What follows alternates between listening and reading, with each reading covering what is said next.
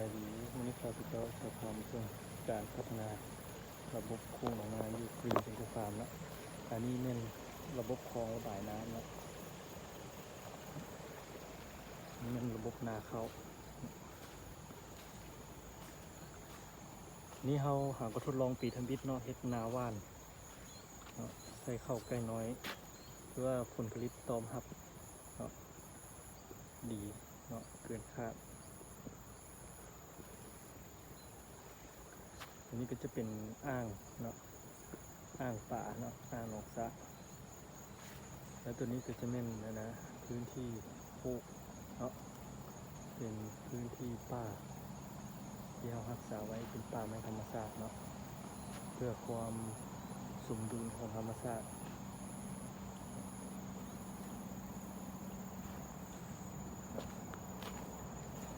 โคกหนองนานี่มันจะมีลักๆเนาะ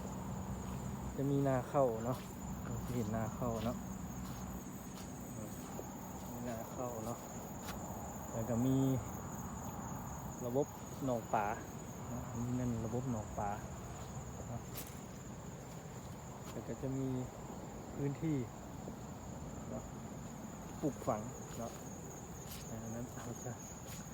เบิ่งพื้นที่ปลูกฝังเนาะอันนี้แม่นหญ้าเนาะน่าจะแม่นหญ้าอิสราเอลเนาะที่สามารถบดให้ป่ากินก็ได้ให้สัตว์เป็นประเภทสัตว์กินหญ้าเนาะงัวควายแบะเนาะคือว่ากินได้หมดปลูกง่ายเนาะนี่ก็จะเป็นระบบหนองเนาะครึ่งหนองครึ่งนาเนาะถือว่าเป็นระบบเลี้ยงป่าในนาเข้าไปในตัวเลย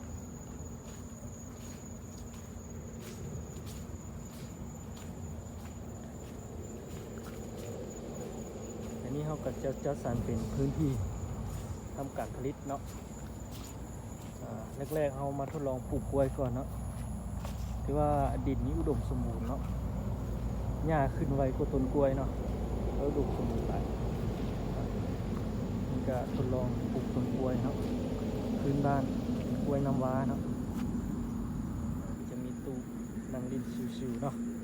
ไม่เกลือปูเกลือปลาตามธรรมชาติเย็นสบายซาวนา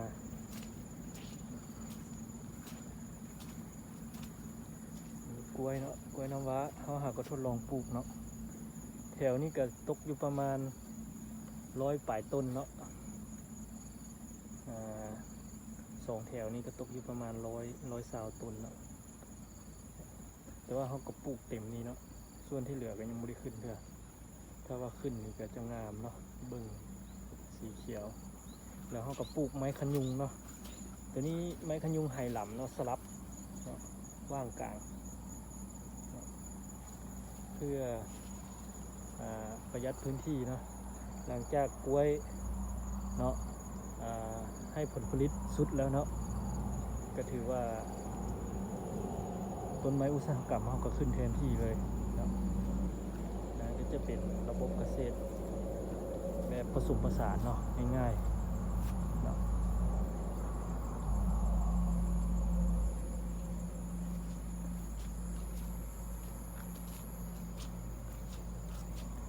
สบายเนาะนี่เขาก็ทดลองปลูกต้นอินทผลัมเนาะเรียกตรงนี้เนาะเขาก็ปลูกได้3 เดือนเนาะต้นประมาณ3 นี้แต่ว่าเบี้ยที่เอามาปลูกกับเป็นเบี้ยค่อนข้างใหญ่เลยเนาะอายุประมาณปีปลายเนาะเอามาปลูก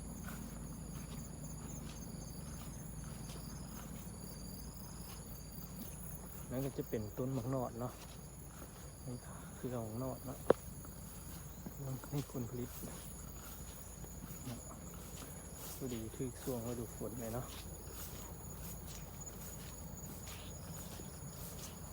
นี่ก็เป็นต้นโกโก้นะเขาทดลองปลูกเบิ่งเนาะอายุหากได้7 เดือนเนาะ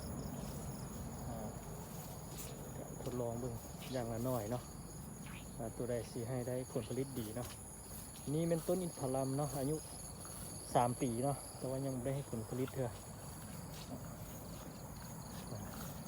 เบิ่งก็จะงามเนาะจะไม้ประดับประดาเนาะ ตูเนาะพักเย็นเอาเนาะนี่ศาลาพักใจ นี่ต้นกระลำเนาะต้นพร้าวต้นไผ่เนาะจะแบบผสมผสานเนาะนี่เป็นต้นพร้าวกับมะพร้าวเตี้ยเนาะกำลังขึ้นนี่จะเป็นพร้าวเตี้ยเนาะ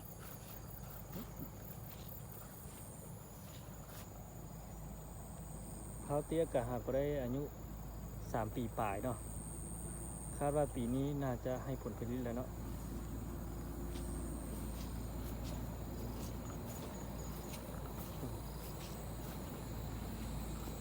ฝากเบื้องนั้นเนาะก็จะเป็น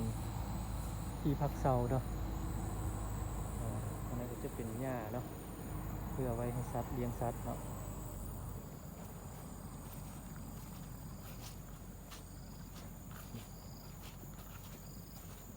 อากาศกับพอดีซุ่มเย็นเนาะฝนตกโปรยเปล่าเบาๆเนาะพอดีซุ่มซื่นเนาะพอดีซุ่มซื่นเนาะมันก็จะเป็นระบบหนองเนาะต้นหนอง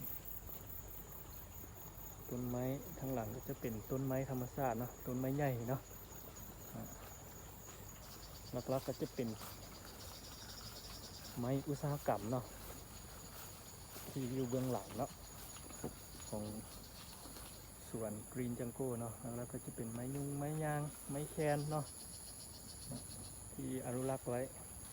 ให้คนรุ่นลูกรุ่นหลานไว้เบิ้งเนาะถือว่าเป็นดงใหญ่สมควรเนาะถือว่าเนาะในน้ำมีป่าเนาะในนามีข้าวเนาะในดงก็ต้องมีสัตว์ป่าเนาะมีดงก็ช่วยรักษาความสมดุลของธรรมชาติเนาะเป็นสิ่งที่สำคัญเนาะ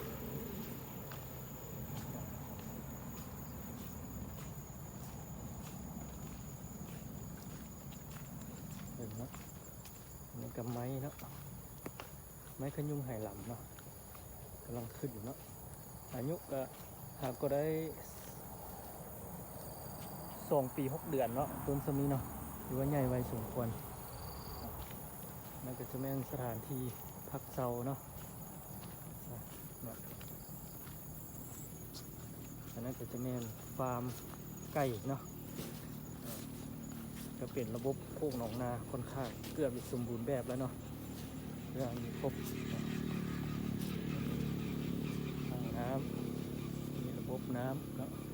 นั่นก็จะระบบสตูดิโอน้ำเนาะนี่เขาใช้ระบบน้ำบาดาลเนาะนี่จะเป็นฟาร์มไก่กรีนจังโก้เนาะเลี้ยงเท่านึงกับบรรจุได้ระดับ6,000 ตัวเนาะรับคอกมีระบบน้ำเนาะ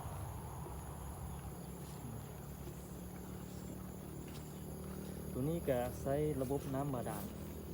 นะความเป็นน้ำสะอาดเนาะในการเลี้ยงแล้วก็จะเป็นระบบน้ำบาดาลเจาะน้ำบาดาลไปสตูดิโอเนาะ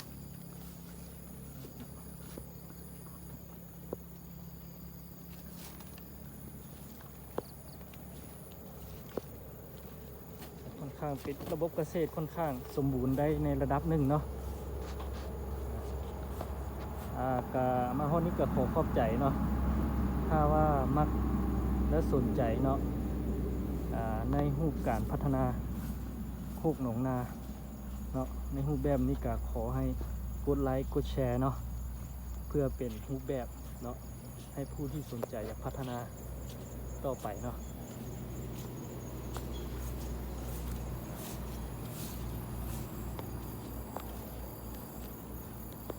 ขอขอบใจเนาะ